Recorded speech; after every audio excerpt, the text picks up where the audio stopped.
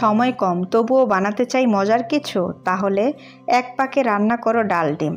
সহজ, তাড়াতাড়ি আর ভীষণ ঘরোয়া একটা রেসিপি, খেতেও দুর্দান্ত। অবশ্যই ট্রাই করে দেখুন। হাফ কাপ মসুর ডাল, হাফ কাপ হালকা ভাজা মুগ ডাল নর্মাল পানি দিয়ে ভালো করে ধুয়ে 10 থেকে 15 মিনিট ভিজিয়ে রাখবো। 15 মিনিট পর একটা পাতিলে ডালগুলোকে নিয়ে পরিমাণ মতো পানি দিয়ে সেখানে 1 টেবিল চামচ আদা রসুন বাটা, 1/3 কাপ পরিমাণে পেঁয়াজ কুচি, 1 চামচ হলুদ গুঁড়া আর 2 থেকে 3টি কাঁচামরিচ ফালি দিয়ে 80% মতো সিদ্ধ করে সেখানে 2টি টমেটো, স্বাদ মতো লবণ দিয়ে টমেটো গলে যাওয়া পর্যন্ত ডালটাকে সিদ্ধ করে নিয়েছি।